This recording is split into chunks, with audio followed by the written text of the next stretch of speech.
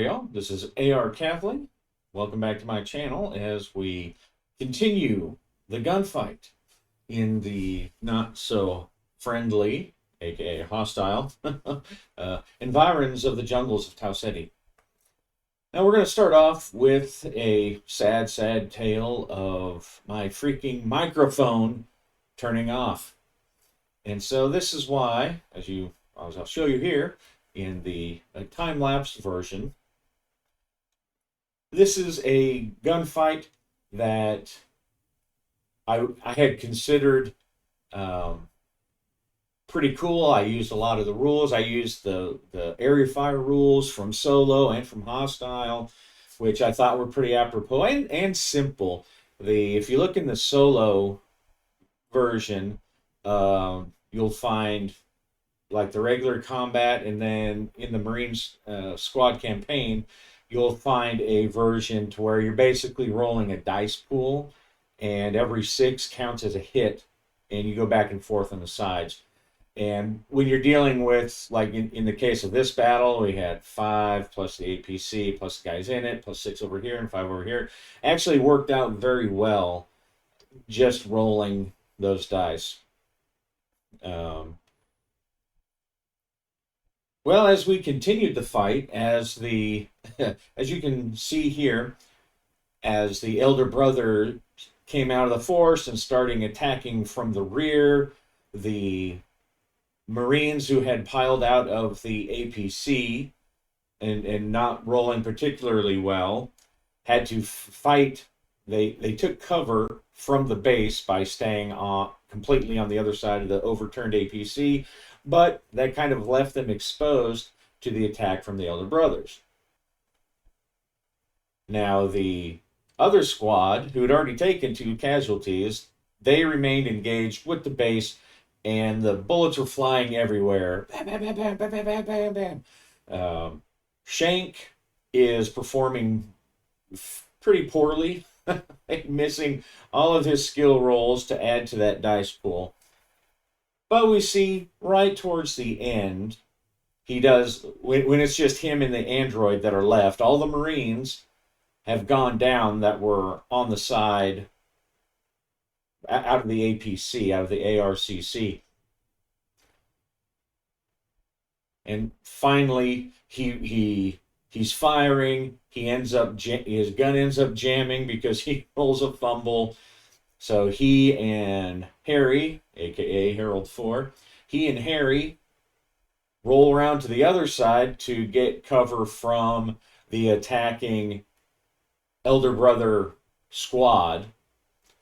Now, at this point, there's only one person left, at least that's actively firing from the base, from General Meade's base. And so they're hoping to get, or that he'll leave them alone, since they're now kind of open to him, and that the other squad, the remaining squad, is keeping that remaining person pinned down. Finally, because the enemy is at long range, and now they're in cover, so basically everyone's just kind of shooting, very distantly at targets that are in cover, hard to see.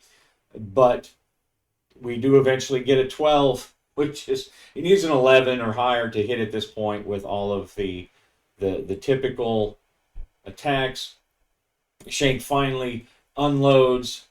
Well, it doesn't unload, but he fires a 10-round burst from his rifle and manages to hit and take out one of the attackers.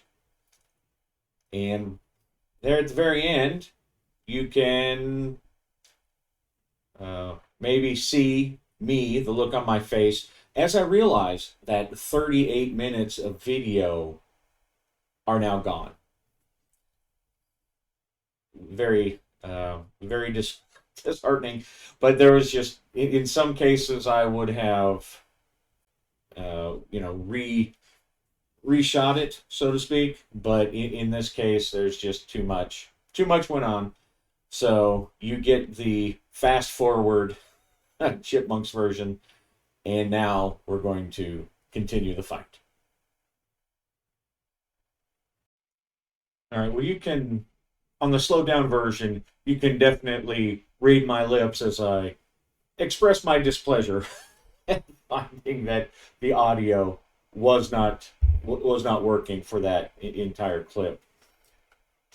But where we ended up, where we stopped, we were still in the fight. Shank had just hit somebody, and I'd marked him out, but he actually just, because with those two sides between Shank and Harold versus the four remaining elder brother gangsters, since it's just PCs in kind of that exchange, for now, at least I'm going to do a couple rounds where they are not using the mass combat, where they're actually just using their own rules. Uh, Although I may just want to use the mass combat, it probably has a better chance of actually hitting somebody using those rules as he unloads. And then between these two, it's going to be between our three remaining, and I keep saying Marines, but you're just going to have to accept soldiers. If I say Marines, referring to these guys, even though I pulled their ranks from the Marine book, and I've got the Marine book up here, they're actually Army. They're actually Army. Unless in the original video where I met them, they were Marines, but I'm pretty sure they're Army. But between these two, I'm going to keep up with the shooting, the regular D6 pool, which basically, because these two are in cover, each person that's firing gets to roll a D6, and then if they're in cover, you half that. So their dice pools are actually effectively halved, which in this case is 3, half that. I've been possibly inconsistent, but I'm rolling 2 dice for these guys right now, and then 1 die for the guy up here. So Shank is going to go ahead and he's going to fire again. He's going to start laying down fire because it's just him and his android. So he could aim, but we're just going to have him unload, do another 10 round burst, and he needs an 11 to hit, but maybe at least he's keeping them in place, possibly. Okay, that's a miss. Oh, all right, 1 hit. Holy smokes! That's the best that he has done. Maybe it's a change of the day, maybe it's a new day. So he manages to hit 2 of those guys with, let's see, the one has an effect of 0, and the other one has an effect of 1. So his weapon is 3d6 plus 2. And I'm just going to, since he's firing a burst, I'm going to spread the rounds out randomly. So 1, 2, 3.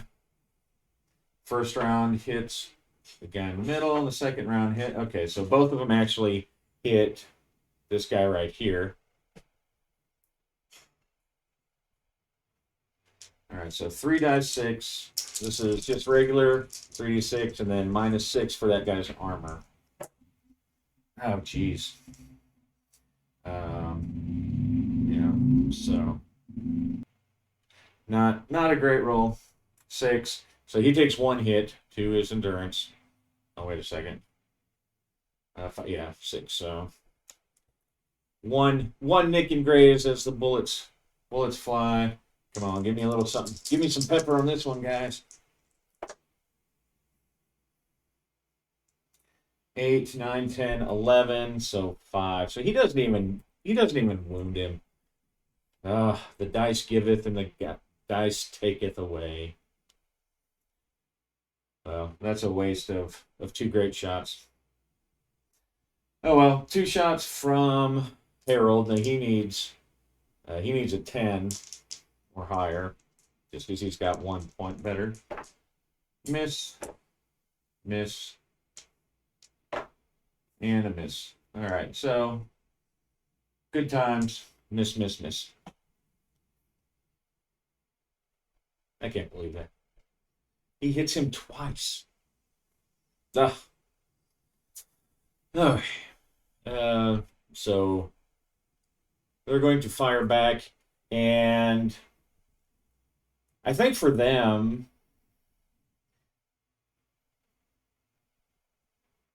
yeah, they're going to fire back. Let's see, they basically have the same penalties because their weapons are beyond, so it's -2. That's going to be another.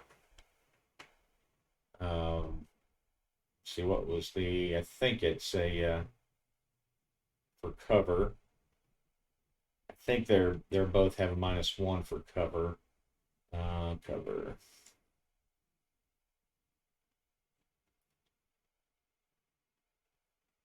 Yeah, I've just been applying a yeah.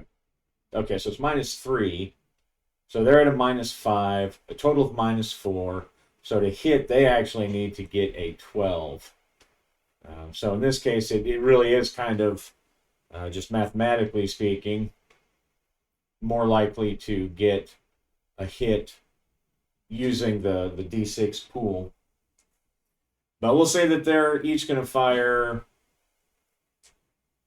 2 bursts at these guys. So they actually need to get, because everyone's in cover and because the range. This is really some place where they should maybe start bounding to get rid of, some of that range penalty. But they don't want to. Shank and them, they definitely don't want to. And these guys, now that they've lost 3. Actually, they have four wounded. This guy, he's got his 1 left. But so 6 rolls, they got to get a 12. All right, 2, and then finally, all right. So rounds bounce around the ground and ping off of the overturned APC. Shank ducks back, fires, and the exchange continues. All right, 2 dice for our soldiers against the remaining person in the compound. All right, whoops. All right, so that's 2 hits. So that's definitely, this guy is down.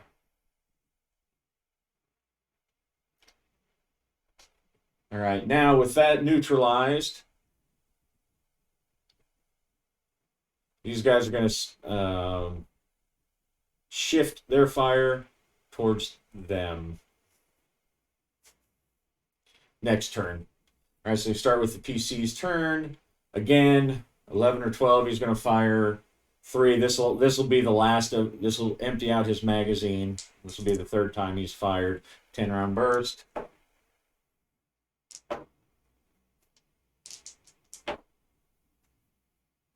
All right, and then same with the android, who's basically just following suit. Oh, okay, but that's 1 hit. Who does he hit? Hits the first guy. -6 for armor. All right, so he does 3, 4, 5. That's why you have armor. He's going to hit that first guy for 5.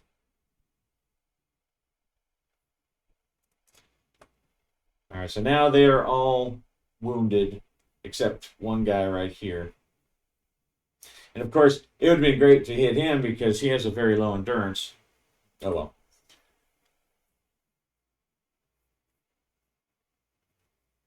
And I think, let's see,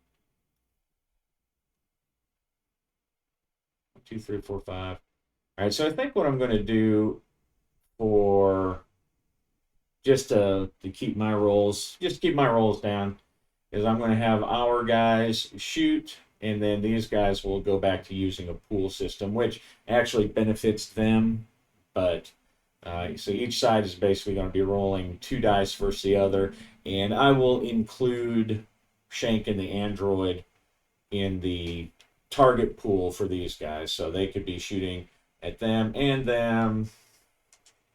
just to simplify things. So our Marines shoot our soldiers shoot at the gangsters, and the gangsters shoot back. Negative. All right. So this turn, Shank and the android they're going to roll back out of cover or roll back completely in cover and reload while the 3-on-3 starts shooting it out. So the soldiers miss, and the elders miss and miss.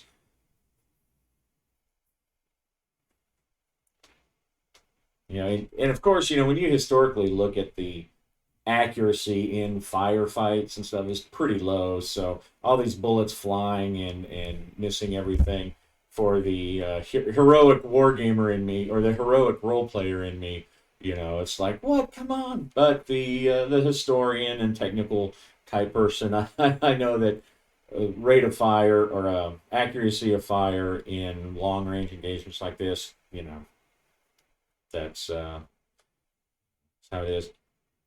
And I'm thinking that our trader,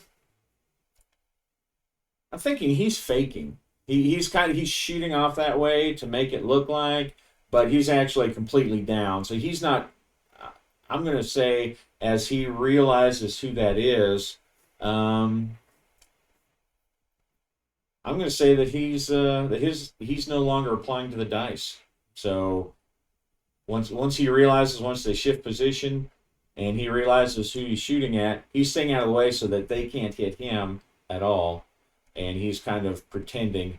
Someone may notice that, but we're going to reduce these guys' dice pool to 1, and the dice pools are halved because again everyone's in pretty heavy cover because even though it's sparse, there are trees, pretty solid trees that act as good cover that they can do. And that's just that's the difference between the quick die pool. You add up all the shooters, and if the opponent's behind effective cover, then And I think there's actually take a look at. Let me pause, and while I look for those rules, just to show them, they're simple enough. I'm pretty sure I'm doing it right, but yeah, here towards the end of and this is in the Hostile Solo core book, there's a combat scene resolution. The first resolution, so there's actually like 3 different ways you could do it, I guess 4. You could use the regular scene resolution, the typical Hostile Solo scene resolution, where you come up with a plan and then make a single roll to resolve the scene. You could do a round-by-round combat, where everyone's rolling skills. And then this combat scene resolution, this talks about one version, you can determine the experience of the enemy and the size, you determine those things. And then you do make some skill rolls that affect the overall role of the combat scene. All right, so this little thing here, this is kind of a touchback to the scene resolution. All right, now this is what I'm using, which is pretty much you just making a dice pool. 1d6 for each Marine active. And then here are bonuses and modifiers. All right, so when I first started, I was giving, I think, like 3 or 4 extra dice when the APC was in play.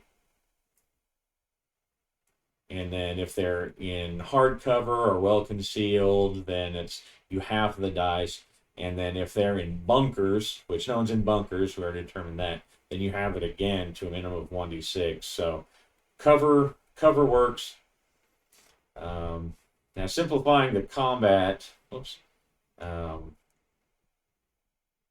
and deciding on, once the combat's over, I'll have to go back and decide when someone's down, are they down for the count? Did they get killed? Are they, bleeding out? Whatever. But we'll do that when we get there. So anyway, back to the shootout. So these These three, really just one, because the other guy's a treacherous scumball. So their dice pool is 1. Oh, all right. And then these guys shooting back. All right, fail. Now, just so I can keep using, you know, so I can add a little bit of PC action in there, I'm going to go back to using the PCs. Now, if I wanted to really just make it simple, I would just add the PCs and not even worry about whether or not they were making skill rolls. I would just be adding um, dice to the pool, which would, be 1 die to the pool. Uh, but I think it's a little more fun in this point to at least have the PCs rolling their skill dice. So same thing as before. Let's see. I know our guys are going to stay put. Are those guys, do they want to try to come closer? I'm going to say only on a 5 or a 6 because now they're being fired at from 2 angles and they're outnumbered. All right, now, so they want to stay. They're really starting to think that this was a bad idea because these are not, motivated troops. They're not necessarily fighting for a cause, and at least in this mission. In this mission, if they can kill, American invaders, that's fine, but they're here for the money. Oh, and this guy, his result was that when he got hit. This was Shank's roll. He got hit, and the damage result was he was stunned for 5 rounds, and I think that was 5 rounds. So they're back up. They're back up in it. All right. So this new round, Shank again. He's just gonna start laying down fire. The 10-round burst. Almost. Yeah, since they're staying in cover. So it's -4. No, -5. -3. Yeah. So he needs an 11. All right. And then the android needs a 10. So close. So much teasing these dice are doing. So much teasing. All right. So they're just laying down fire. They don't even really know if they're hitting or not. They're, the opponent's like, let's see, I had them running. I was kind of vaguely keeping track. So they're actually like around 80 meters away. That still puts it at long range. So for their assault rifles. All right. So our 1 die from our ally NPCs, negative, and then 2 dice from the gangsters, negative. I think this time he's going to aim. Aiming really only gives him, what does the aim give? I'm gonna say I don't think the aiming gives him too much. Let's see. Aiming for 1 round.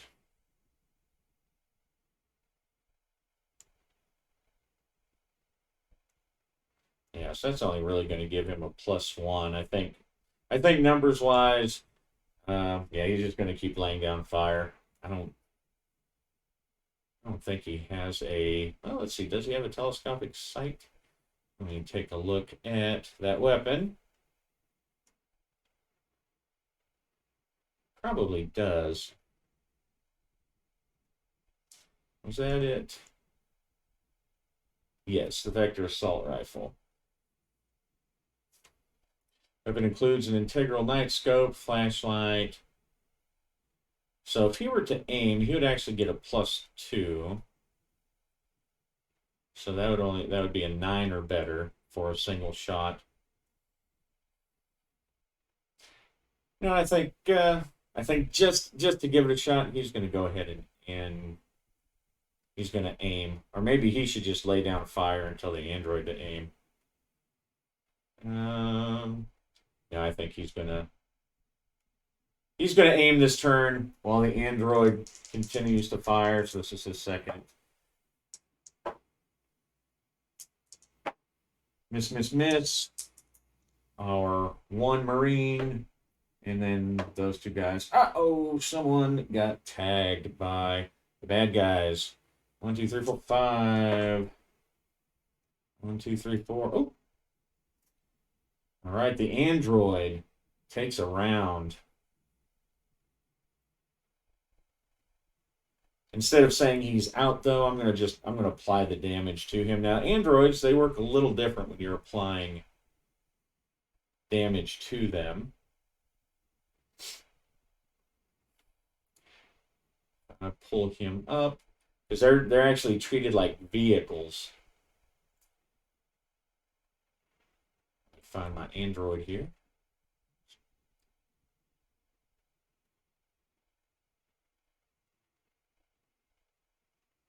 All right, so he's armor 7, pull 2, structure 2. All right, let me find that area of the rules.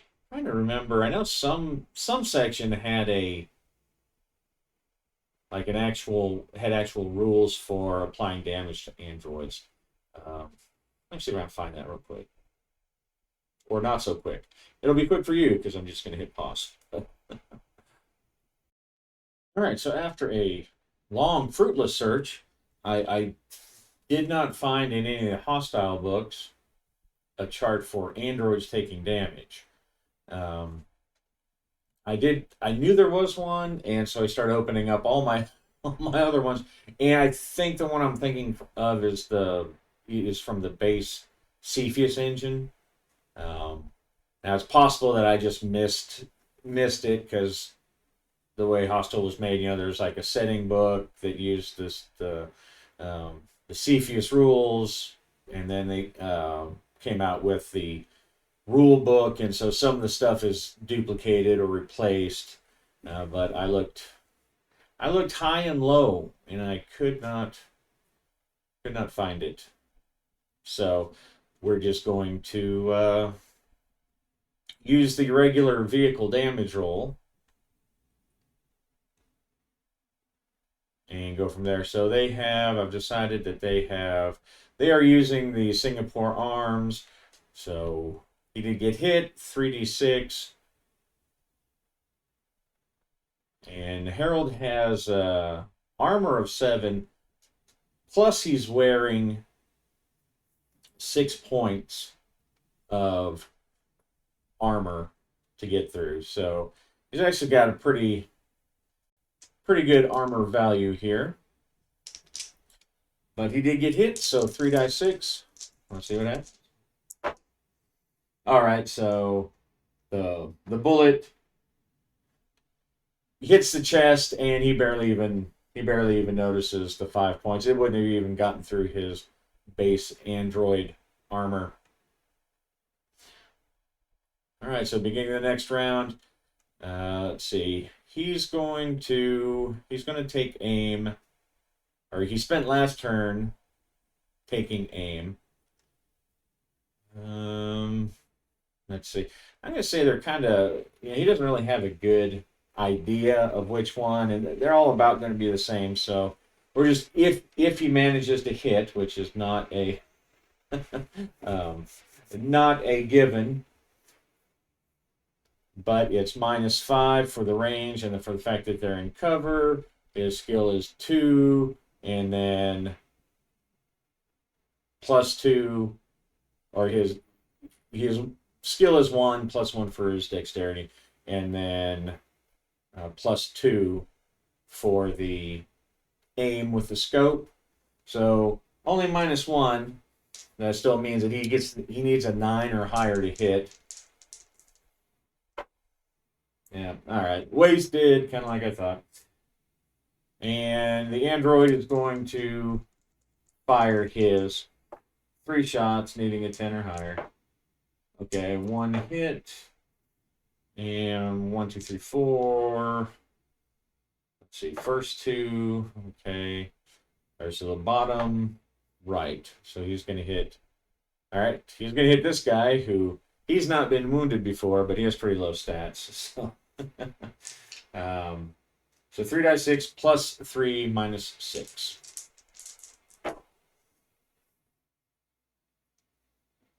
All right, so there's the armor. So 4 plus 3. So this guy takes 7. And you know what? I'm just going to, well, let's see. 1 through 3, it's strength. 4, 5, or 6, it's dex. All right, of course. I should have just taken the. But either way, he is hit. Okay, a 6. I think that is a. I think that means that he got clipped in the head.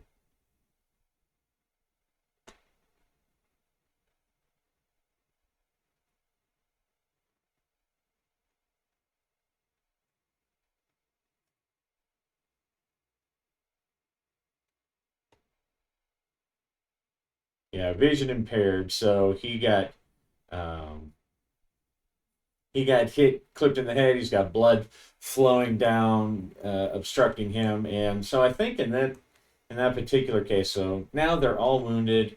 That guy can't. I don't think he's going to be just to make things easy on me. I'm going to say he's not particularly going to be effective anymore. Um, and then one more round.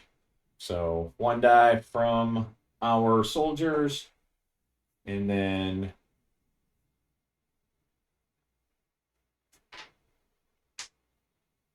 yeah, let's just say 2 from them.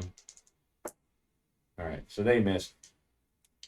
All right, now our criminals, they're all bleeding now. They've all been hit, and I'm thinking that they're ready to make a withdrawal. I think that they're getting ready to run away. But I'm going to give them a morale check.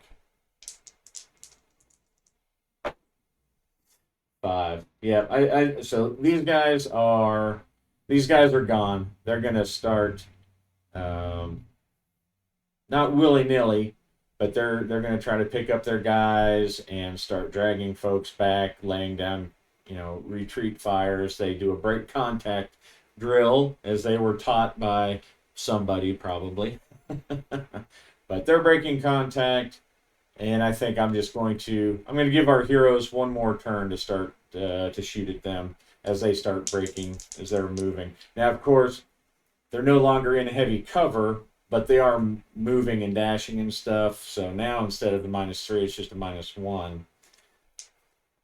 So -3 total for being out of range, and then -1 for their moving and stuff. Uh, So now he gets to hit on a 9 or better as they for one round as they try to fade back into the trees.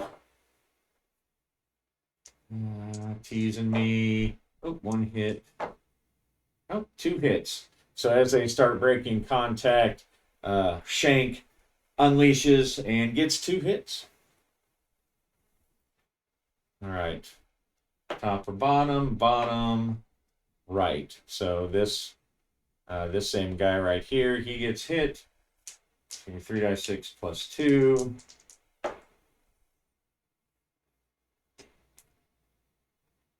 All right, so he takes 7, and he's dead.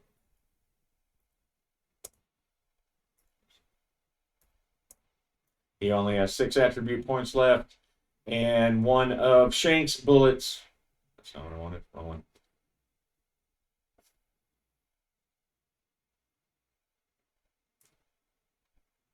One of Shank's bullets catches him in the back, and he falls. Now for the android. Will this be the android's last 10-round burst? I think so. All right, so in this case, he's just going to have a 8 or better. 1, 2. All right, so he also gets 2 hits. And now that there's 3 up and moving, all right, so first one goes to number 2. All right, so this guy here, he takes the brunt. And I forgot to keep track of the effects, so I'm just going to roll damage. 3d6 plus 2, and then -6 for that guy's armor.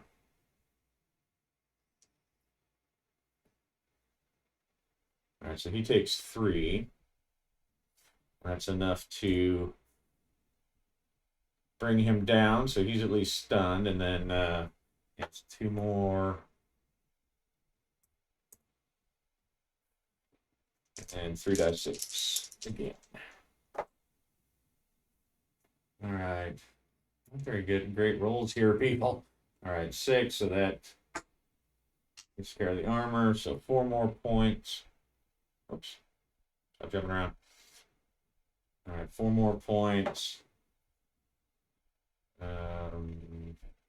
This guy. All right, so that doesn't quite finish him off, but he is hit with a 3, so that means so he gets hit, and he's down for 6 rounds. All right, these last 2, they decide. Oh, these guys here. I think our trader, now seeing that the battle is changing and seeing that these guys are the 2 remainders, they are now in full retreat. They're just running as fast as they can through the woods. They're not trying to cover or get their friends anymore. It has definitely gone bad for them. So the trader, he's going to bravely stand up now and help with the firefight.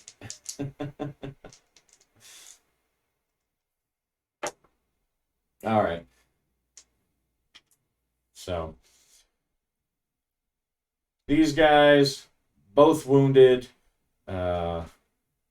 managed to get off into the brush, hiding, using cover, and they escape as the surviving soldiers suddenly go into triage mode. They start applying their tactical combat casualty care, and looking to see how bad everyone is. Shank and Harry reload. They're kind of probably down to their last magazine because they're not really, they weren't really expecting to be part of the gunfight as such. And now we're going to do triage. So to figure out the triage, that is, let's see, that might be in the core rules here.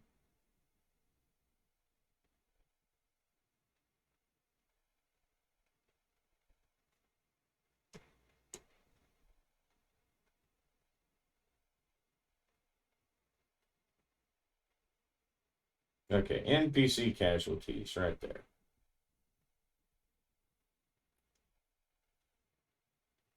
Okay, they're out of the fight. Oh, whoops. So it looks like I was actually maybe doing it maybe wrong anyway.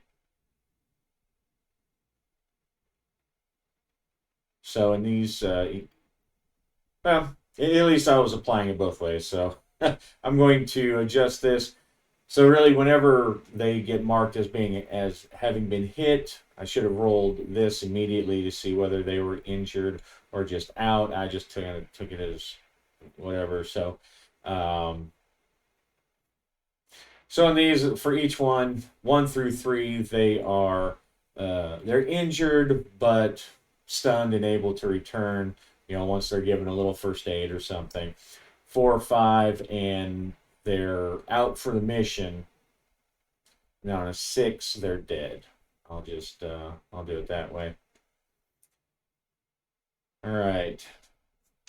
Corporal Joyce Baker. All right, so she's seriously injured. Private Livingston. All right, so he's able to get himself back onto his feet. He's injured but stunned. So I think what we'll do is we'll just if they're able to recover, then their endurance was knocked out to 0. Let's look at Sergeant Jack. Okay, so he is seriously injured. Sergeant Peyton, the driver. All right, so he is. Well, that's good. Well, if they can flip that thing over, and let's see about the headman. How's the lieutenant doing? All right, he's out. He's out for the count. So that's going to put. Let's see that sergeant. So it looks like Sergeant Peyton. Sergeant Peyton is now in charge of the mission. And these guys, well, I'm going to say that they're either dead or they're going to, oh, we know that guy's dead. They're going to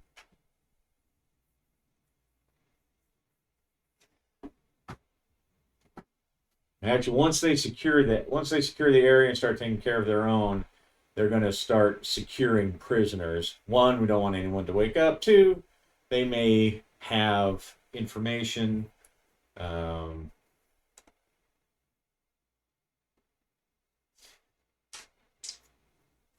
I guess I'll just go 1, 2, 3, 4, 5. All right, so several of these guys, 2 of these guys are severely wounded, but the rest are lightly injured. As the soldiers gather up, everyone immediately rushes. Well, not rushes, but carefully advances to the compound. They gather the wounded, set them here, and let's see. Since Livingston is also injured but still able to move, he's going to be set watching the wounded, and these guys are going to head forward into the compound.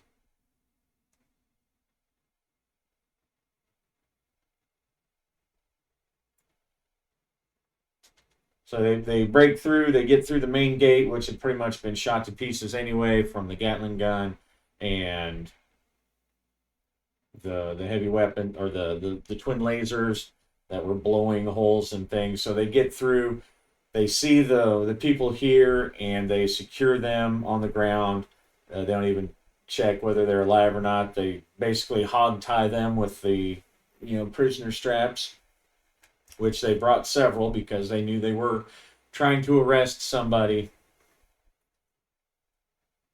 And then once they get them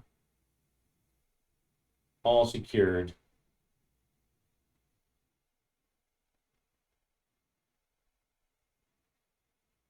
a lone figure walks from the main concrete building that is in the center of the compound.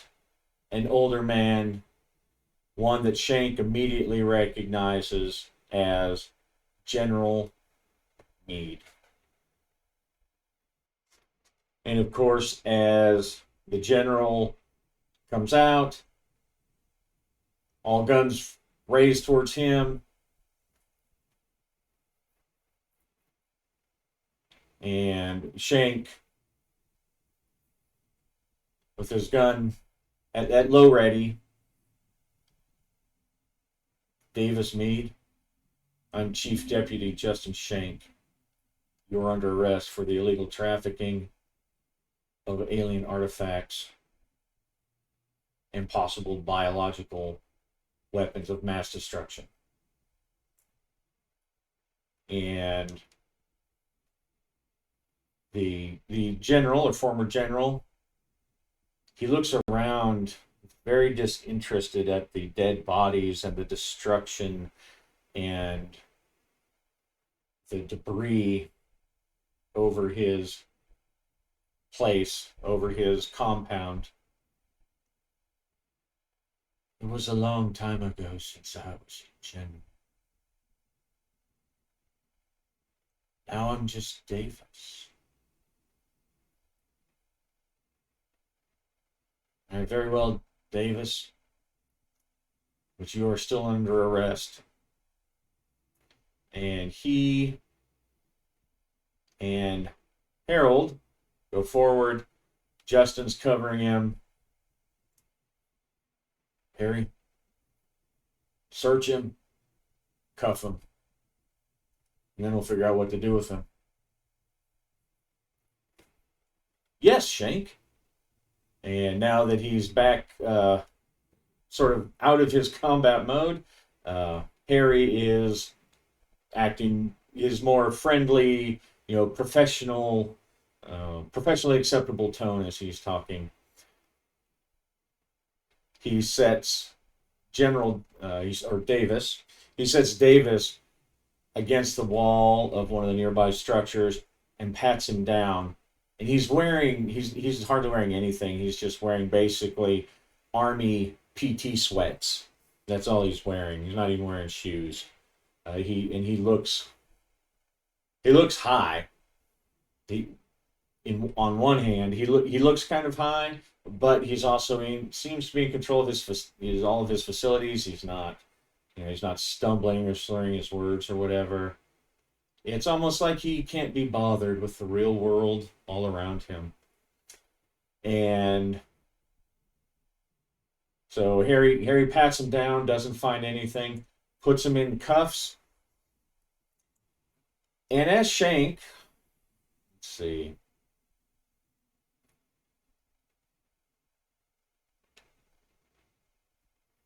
Is it something? I'm going to enact something that kind of came up from a roll a long time ago. It's been bubbling in my mind here. And it's not barking dogs. Let's see.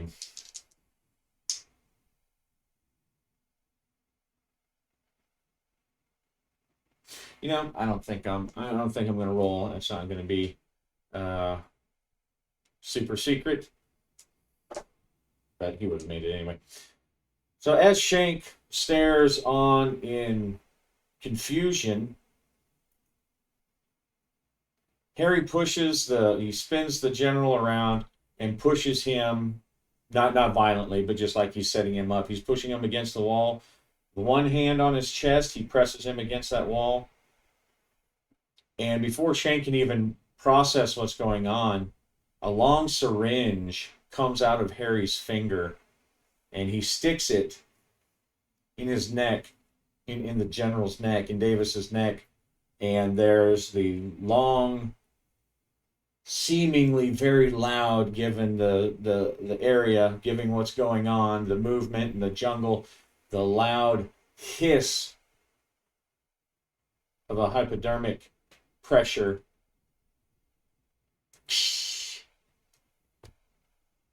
And then Harry, the needle retracts, and Harry stares at Davis for a second and then looks back at Shank and says, "Prisoner secured.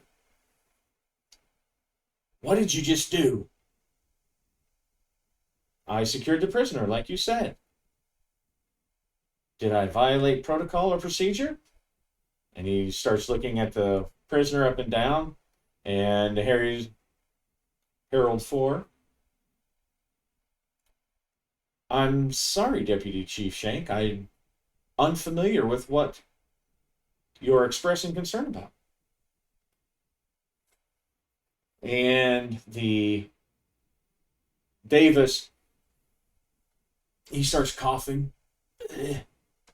And he starts, of course, he's handcuffed.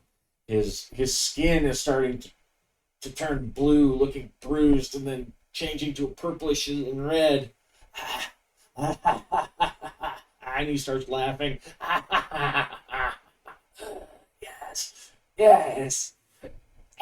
And then he starts coughing, and Shank runs over and he pushes Harry out of the side. And he's like, "What did you do? What did you do? What did you inject him with?"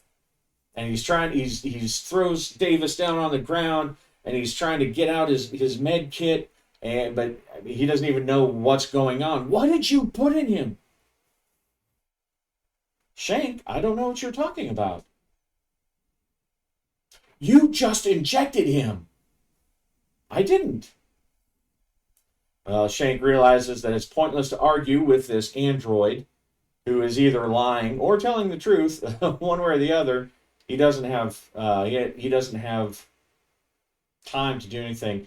He's trying to get his IFAC, his infantry first aid kit or individual first aid kit, out that was put on his cover. He's looking for the EpiPen or something like that is supposed to stop, because it looks like he's having some kind of apoplectic seizure, maybe some kind of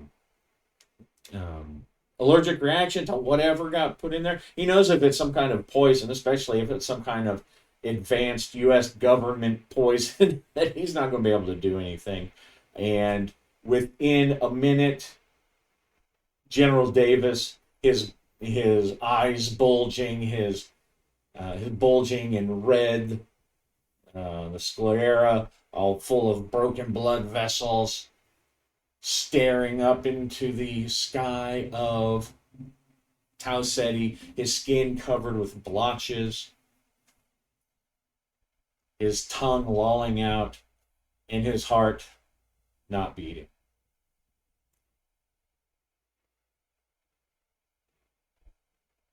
So Shank looks at Harry and he says, "I demand an explanation. Harold 4, you examine your databanks and you explain to me what you injected into him." "I don't even have an injector built, Shank. What do you mean?" "Examine your right forefinger."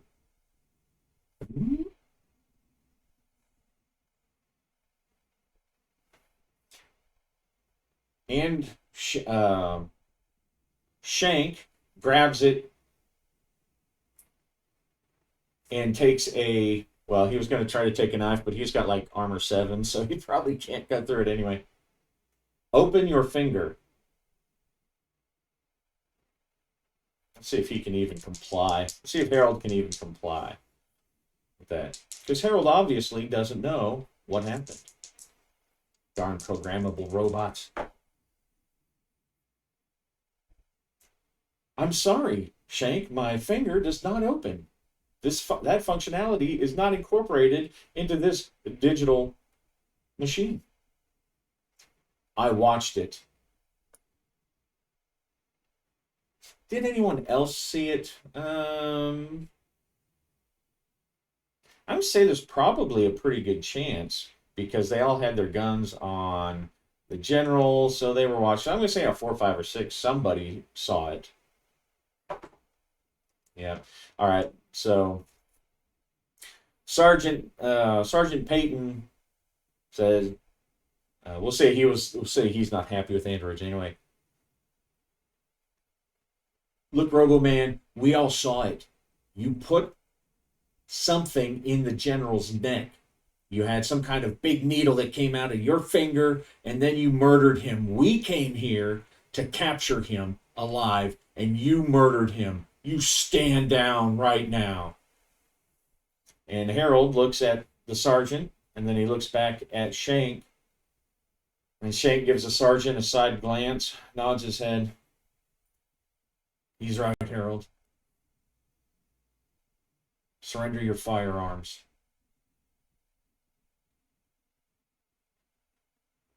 "If you wish, Shank."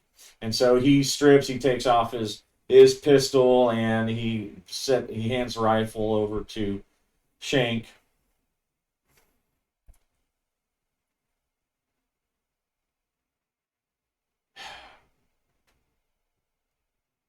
Right. And then the sergeant, Peyton, he says, "Do you have it? You've got it, Marshal? We need to go secure those other prisoners who attacked us from behind before maybe they change their mind or somebody crawls away." Yeah, I've got it, Sergeant. I've got it. So these four, they quickly run out and they are off securing. They're off securing uh, the other wounded, the enemy wounded. Now Shank, of course, he's sitting there thinking. He's kind of stepped back from Harry. Now that Harry is um, now that Harry's got a little something going on, he doesn't trust him. Shank was very impressed with the idea of this cool android, um, and now he realizes that he doesn't know who's programmed Harry to do what, and so he's got his weapon ready.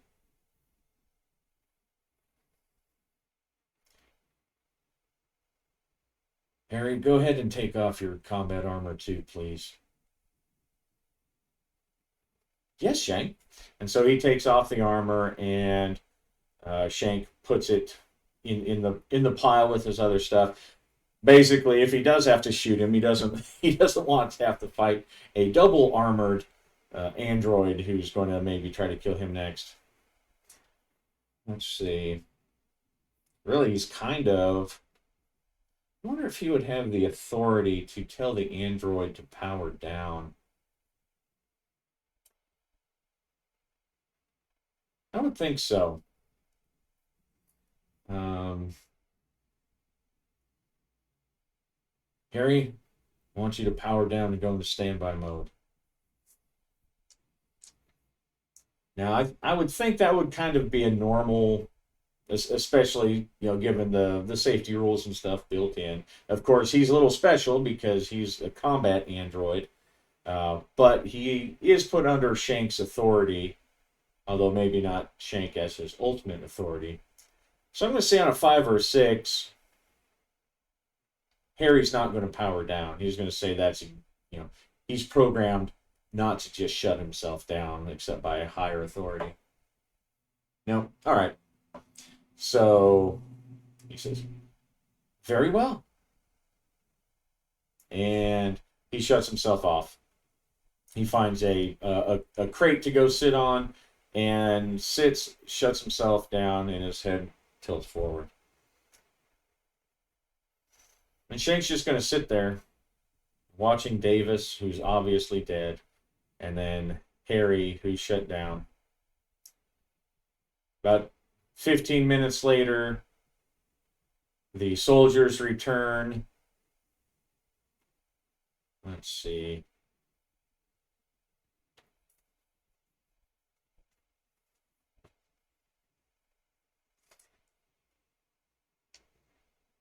And they have left the remainder of the bodies next to the APC as well. And Lewis is there helping guard them now. See, I think 1 or 2 of them are probably alive. But either way, they are out as far as this adventure is concerned. They're secured. If they are alive, they're tied up and they're not going to be any trouble. And if they're not dead, or if they are dead, they're just going to be brought back for forensic investigation. And Peyton comes forward and he says, all right, we've got him. We need to do something about your android. You need to do something about your android, or I'm going to put a grenade in its face. I've got him shut down. He's over there. And Shank, now that he's shut down, Shank's going to pull out his. He is going to pull out his little survival knife or whatever that's part, and he's going to cut through, even though it's armored. He'll be able to eventually slice through. He slices through the finger, pulls the android skin back, and sure enough, in the finger is a small syringe with a retractable needle. Is it something that he can pull out? Now, he knows it's some kind of poison. He certainly doesn't want to risk getting stuck or anything. Let's see, does he have... See, he's got computer. and he's got security, and he's got mechanical. So I'm going to say that he does actually have. I'm going to say he has a chance to safely remove that.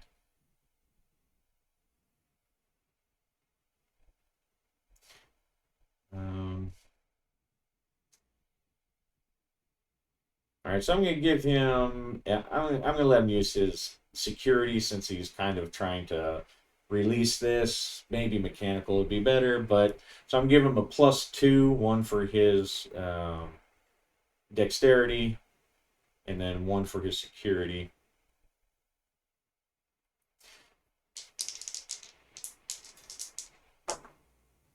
All right, 8, 9, 10. So using a small little toolkit that he has for bypassing security systems, he does manage to remove the syringe, and he sets it aside in a little sampler, an evidence sampler, and puts it on his person in a place where the syringe is retracted anyway, but in a place where if it does decide to shoot out, it's not going to get him. So there is just the frame left where the finger was, and so he's going to put the android skin together and then just put a little bit of medical tape to around the tip of the finger to put everything back together.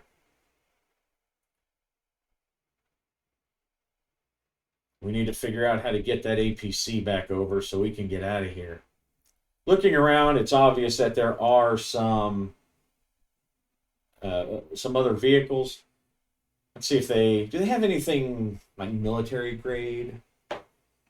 Yeah, yeah. So they've got let's say they've got a growler, and that is one of those. It's kind of like an MRAP kind of thing. Put the vehicles here.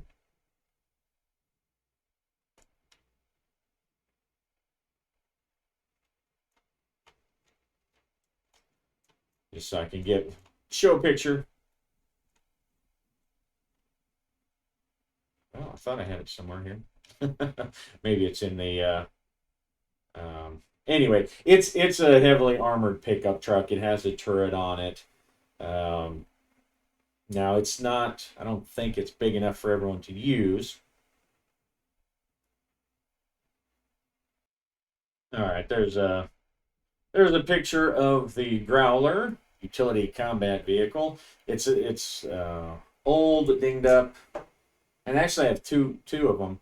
So they're all dinged up, obviously taken from battlefields or taken from motor pools when the various veterans came to join the general. Let's see.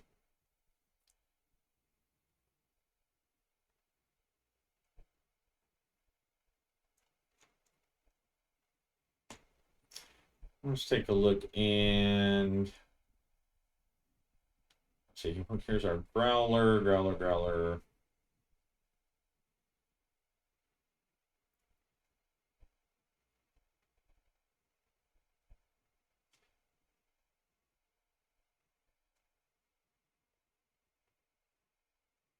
All right, so we've got yeah.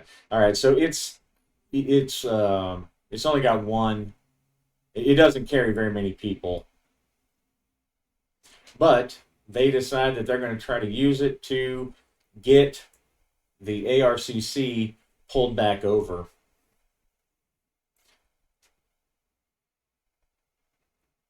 And I'm going to say they don't even need to roll. They are able to get it recovered, but I am going to do a roll just to see if there is some kind of other complication as they're trying to get it rolled over.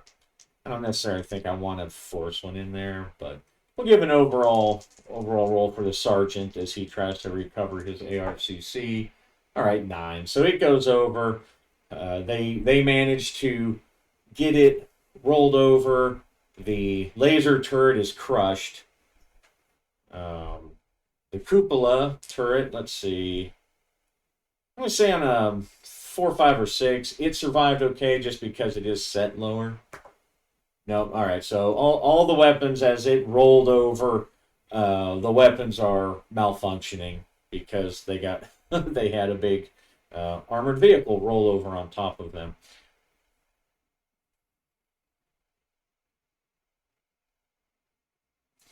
But after about half an hour of work, getting the getting everything set up and rolled back over, let's see. I'm going to say it takes from the rollover. I'm going to just say it takes two. It's not, look, not two. I need you to four. It's not like it fell off a cliff or anything. So they get it to roll back over, but both of the heavy weapons on it are out, and they start loading people up. We go back to our picture of the darn thing. Oh, where'd it go? Oh, there we go.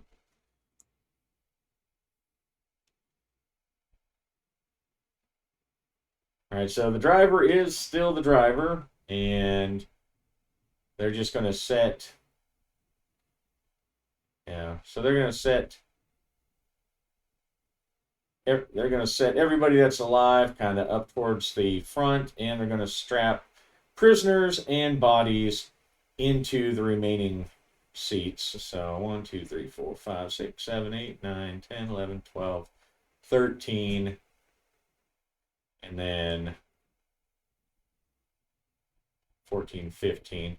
So a couple of those guys, they get set on the floor so that everybody else can have seats up towards the front. Actually, I think the dead bodies will probably put the dead bodies.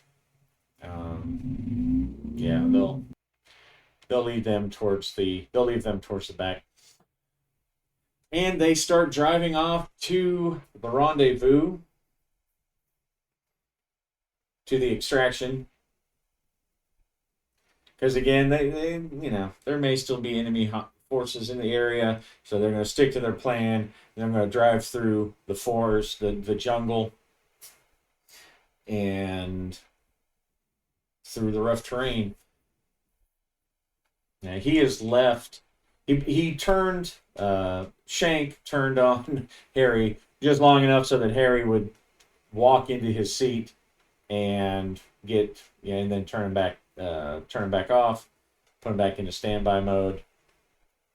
And of course, he realizes that if there is some kind of deep hacking or deep programming, that Harry is just going to be able to turn himself on anyway.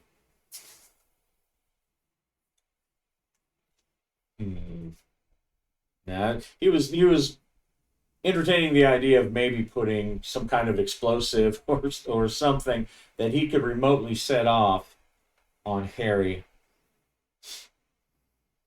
May not actually be a bad idea. I don't know that it's something that they would actually have, though. Some kind of little thing, a C4. I bet they do have some kind of breaching charge. So he is going to do that. He's going to put a breaching charge right in the center of Harry's back while he's turned down, and basically tape it on there, so that if the dude starts acting up, he's just going to set it. He's going to set it off, and the breaching charge is going to be able to blow through his armor and into into his power supply and stuff that's in the center of his chest. And it's around back, so he can't easily get it off. And Sergeant Peyton highly approves of that. And they're driving, and Shank is now just thinking about everything that's happened. That whole thing with this android, who he's kind of embarrassed to admit it to himself. He kind of started seeing the android as a pal. So, realizing one, it was ridiculous on the fundamental level of that it's a machine, it's not your pal, and two, that somebody else controls this machine. And he has been used from the very beginning of this entire investigation. And he let Harry get under his skin as a pal, and he was just so impressed and thought it was so cool to be working with an android. He kind of considered him his own special android, and now realizing it was brought back to him with sledgehammer realization that he is still being used, and Harold 4 is just another tool that someone is using, maybe against him. He doesn't know. But as he's sitting there contemplating these things, looking at the wounded Marines, listening to the groans of the wounded, as as a soldier here or there adjusts bandages, and tries to calm their comrade. Hey, you know we're only 30 minutes out. We're almost there. We'll get everyone back, and then it's right back on the Mustang, and we'll be home, and we'll get everyone dropped off at the hospital quick. So don't you worry, you're gonna be fine. All that kind of stuff, all that comforting those things that you tell people. Um, Now General Davis, or just Davis, he's towards the back down here in one of these seats, like all of the dead are, just so they can kind of, be lifted out, pushed out first. Somebody, Shank doesn't know who. Someone says, "What the fuck?" Shank wakes up from his reverie, and he hears the alarm in the voice, and his first thought is he looks at the android, but the android is still powered down. Then he looks down and he sees that Davis's body is starting to shudder. It's starting to jiggle. It's starting to twitch. And as he's staring, it bursts open. And from the now shredded corpse, the skin, Davis's skin is hanging in tatters like a ruined cloak from this creature that is now standing in the back of the ARCC.